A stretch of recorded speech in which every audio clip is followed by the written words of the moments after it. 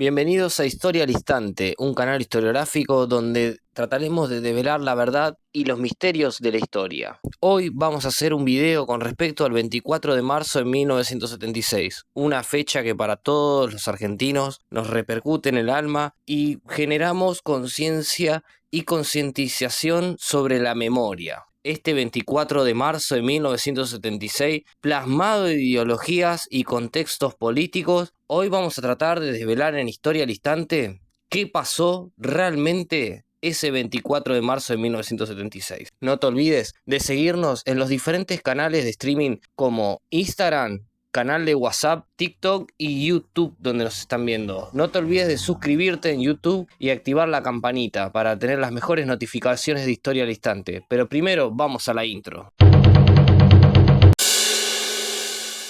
Para comenzar, el 24 de marzo de 1976 no fue un hecho aislado, no fue un día que apareció de la nada, fue el resultado de años de crisis política, violencia creciente y disputas ideológicas profundas dentro de la Argentina. Para entender realmente qué pasó ese día, hay que retroceder un poco el tiempo atrás, porque la dictadura no empieza en el 76, sino que se empieza a gestar mucho antes. Y cuando hablamos de mucho antes, tenemos que hablar del retorno de Juan Domingo Perón a la presidencia argentina, ya que Juan Domingo Perón fue proscripto en 1955 por un golpe llamado Revolución Libertadora, donde fue desposeído de su cargo de presidente y se tuvo que alzar en el exilio en Paraguay y en España, donde duró hasta 1973. Ahí podemos ver cómo Juan Domingo Perón vuelve a la presidencia con la fórmula Perón-Perón, con su nueva esposa Isabelita. Ahí nos tenemos que ponernos a pensar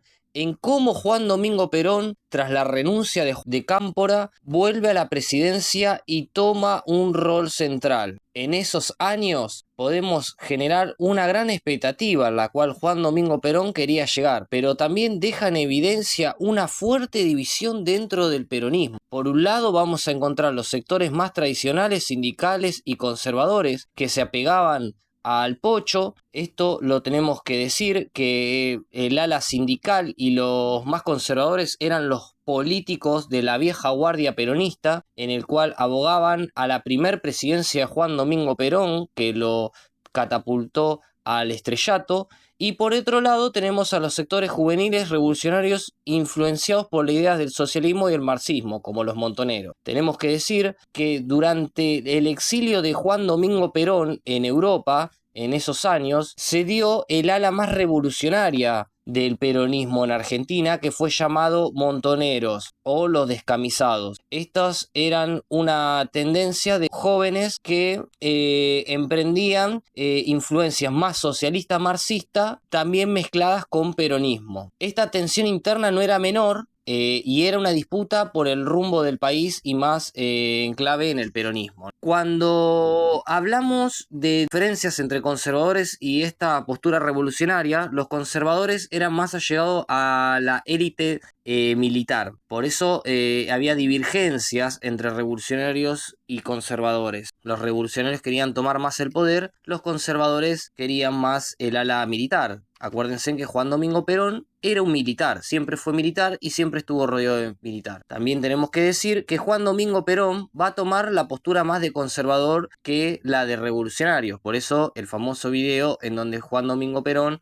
expulsa a los montoneros en Plaza de Mayo, y después León Gieco también le dedica un tema muy conocido de su repertorio. Pero también tenemos que mencionar que Juan Domingo Perón va a asumir con su facción más conservadora. Por eso también va a estar a su lado Emilio Massera, un actor protagónico incaducable del 24 de marzo de 1900. También tenemos que decir que Juan Domingo Perón había anunciado que si estos movimientos más revolucionarios, influenciados por el marxismo-leninismo, se querían legitimar, no iba a tener fuerzas él, sino que iba a ser sorprendido por un golpe tal como sucedió luego después de su muerte.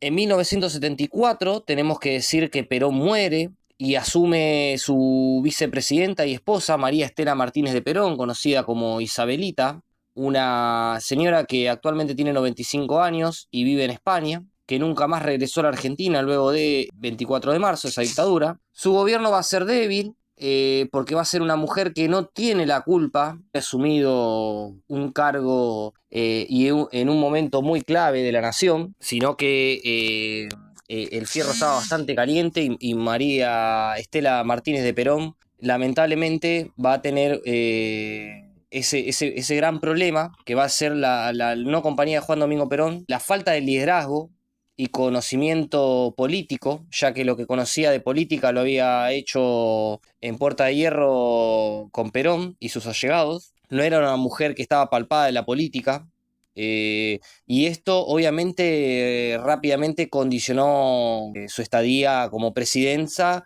y también su entorno se va a ver cada vez más quebrado, que digamos. En la biografía de Emilio Macera cuenta cómo Emilio Macera era una persona muy allegada a Isabel de Perón cuando su esposo estaba vivo, y luego de su muerte se va separando circunstancialmente de Isabelita, dejándola tan sola que ella se va a ver muy aterrada en el despacho. Otro actor clave es López Rega, una persona muy allegada a Isabelita, que se conocían desde su estadía en España, en Puerta de Hierro, cuando estaba con Juan Domingo Perón, era un asesor de ella. Llegó al poder López Rega gracias a Perón, gracias a que Isabel supuestamente menciona que Juan Domingo Perón, por un pedido de ella exclusivamente, le pide. Hay mitos sobre la posición de manos que le hizo hacer López Rega a Isabel de Perón al cuerpo de Evita. Muchos dicen que fue para tratar de transmitirle el poder. Otros cuentan que esto no ha sucedido así, pero bueno, es un debate que se lo dejo abierto en los comentarios para que ustedes comenten. Y también tenemos que decir que Isabel de Perón cada vez su participación como más títere de las circunstancias, ya que no tenía consentimiento de un montón de cosas, y un personaje clave como López Rega, ministro de Bienestar Social por aquel tiempo, va a ser la figura enorme dentro del poder del gobierno. López Rega va a empezar a comandar un montón de decisiones firmes y que van a llevar al país a precipitar ese 24 de marzo, pero también tenemos que mencionar que López Rega va a ser una persona que va a tener una alianza muy vinculada al círculo militar, que era el que quería imponer esta fuerza, ¿no? Por eso López Rega va a impulsar la creación de la AAA. La AAA es la Alianza Anticomunista Argentina,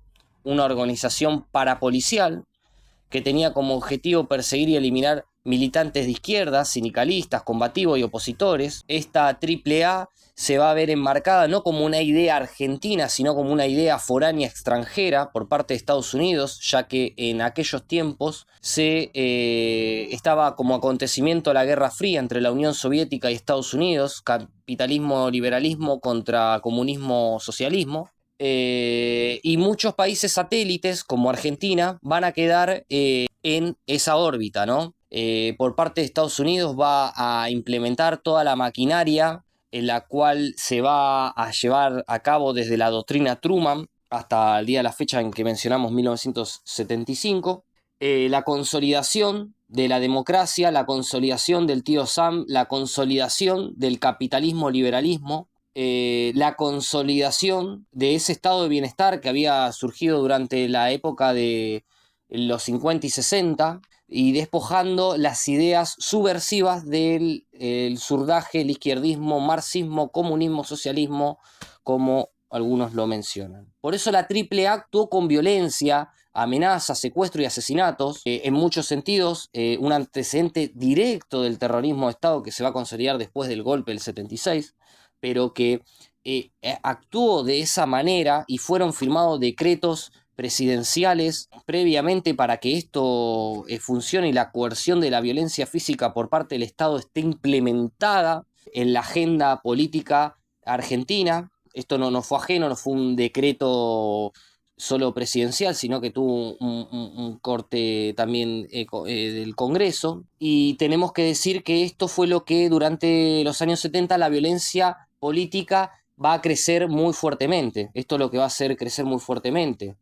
Había que desraigar, por un lado, a los montoneros, por otro lado, el Ejército Revolucionario del Pueblo, que era una facción más guerrillera, más radical del marxismo, más inspirada en el foquismo guevarista de la época, ¿no? En el cual buscaban una transformación desde el lado de la revolución en el país, inspiradas en lo que había sido la revolución cubana.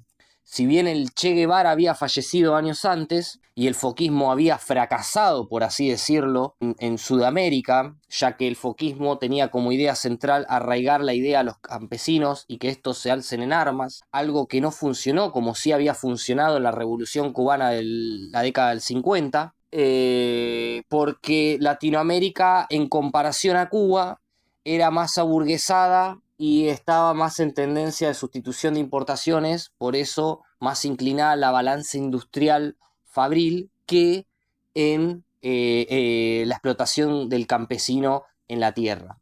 Por eso va a tener una gran controversia el foquismo en América Latina y no va a funcionar de la mirada que realmente va a contemplar.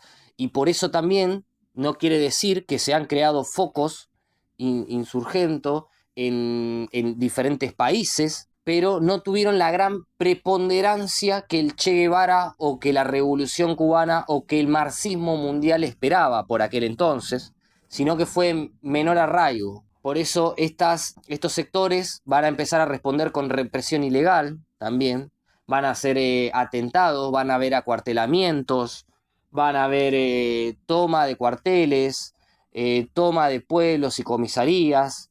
Si bien no todo fue del ERP, también hubo parte de la facción de montoneros, el ERP va a tener una gran preponderancia. Y el ERP exclusivamente va a estar vinculado en un contexto internacional clave que va a ser la Guerra Fría, donde, como habíamos mencionado, Estados Unidos promovía la lucha contra el comunismo, apoyando directa o indirectamente a gobiernos o fuerzas armadas que entren en estos movimientos para que operación, ¿no? Por eso también hay que decirlo, estos gobiernos, esta junta militar va a empezar a operar bajo circunstancias extranjeras, no como una decisión argentina de erradicar el comunismo o erradicar el marxismo por el bien de la nación, sino que lo van a hacer como el bien de la nación de Estados Unidos, erradicar a esto. Por eso en 1975 se va a dar lo que va a ser la llamada Operación Independencia durante el gobierno de Isabel de Perón. Ya a un año de la muerte de Juan Domingo Perón se va a lanzar este operativo en la provincia de Tucumán,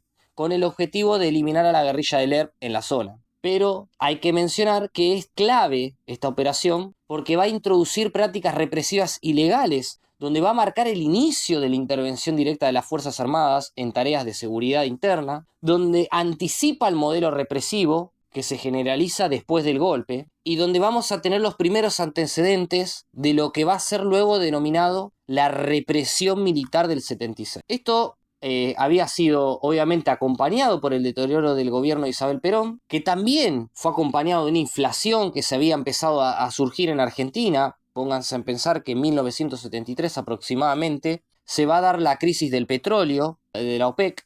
Los productores de petróleo van a tomar el control del petróleo y van a poner un precio en el cual va a haber un colapso mundial en la caída del barril de petróleo y en las subas.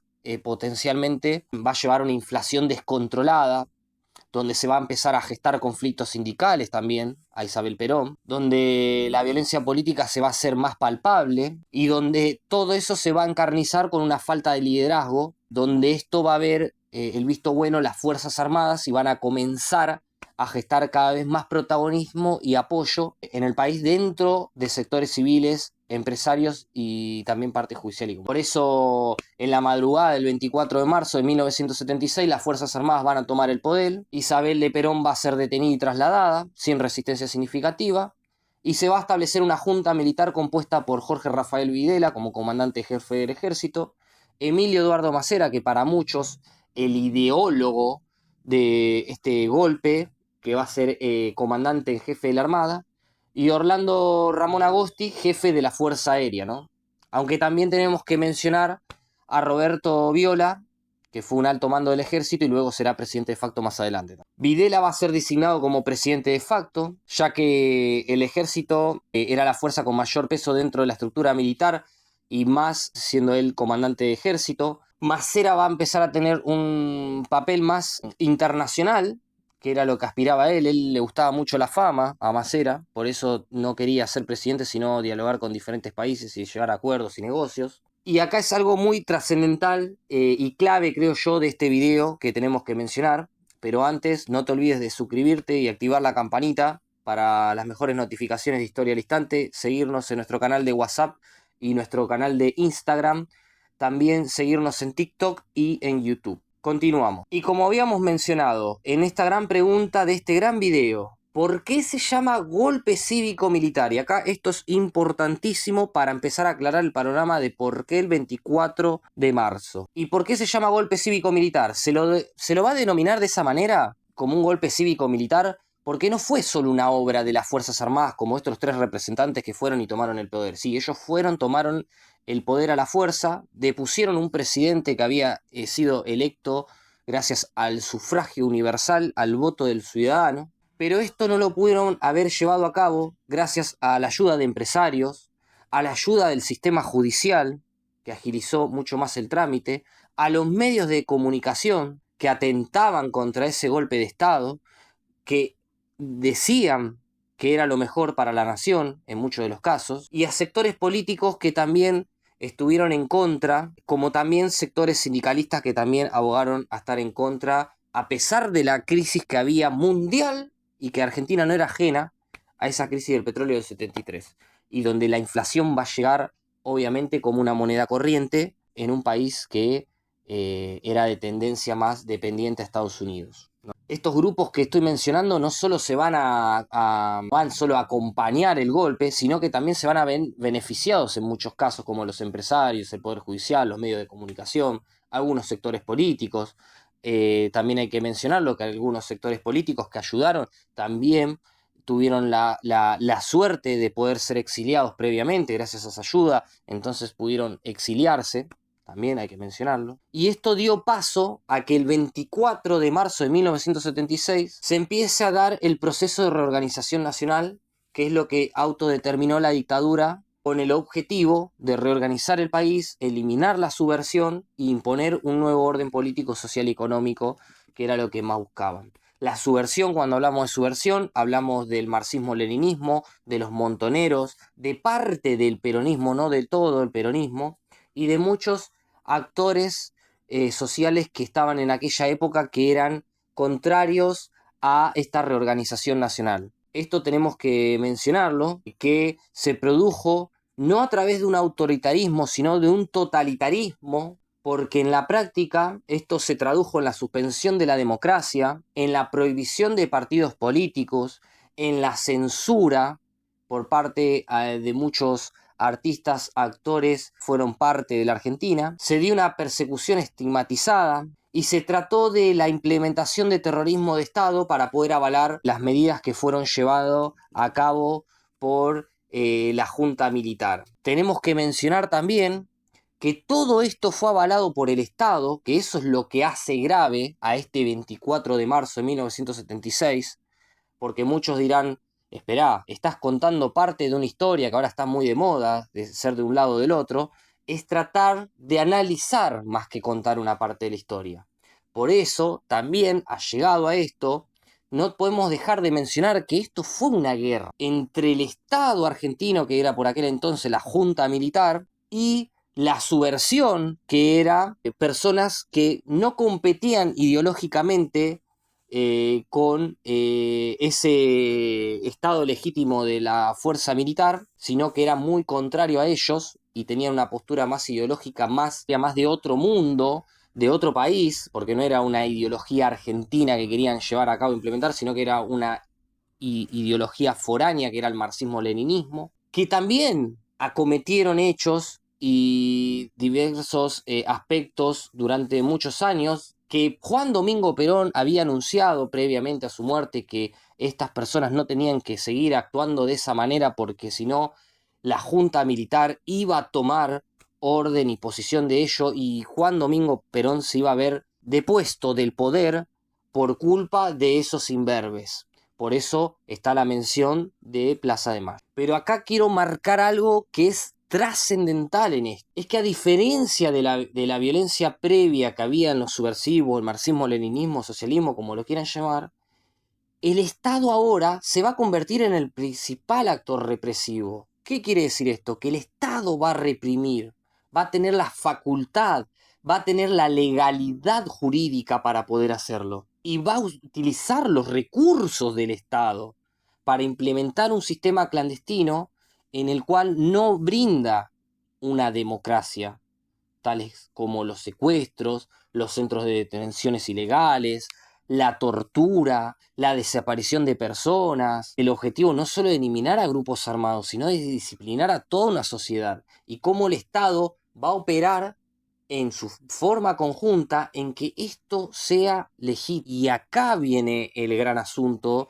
de que muchos debaten si estuvo bien o estuvo mal, si esto está contado de una manera o la otra. Esto tenemos que decirlo, ningún Estado en el mundo con sus recursos para poder llevar a cabo tal ilegitimidad. No es legal esto, ni en el plano jurídico, ni en el plano legal de las Naciones Unidas. Ningún Estado puede avalar represión. Puede contener, puede tener fuerza de seguridad para controlar a la población, sí, pero no puede abogar directamente para poder disciplinar a toda la sociedad y que toda la sociedad esté, entre paréntesis, viendo si realmente esto pasó o no pasó, o si unos eran de un bando o el otro. Esto fue una cuestión ideológica.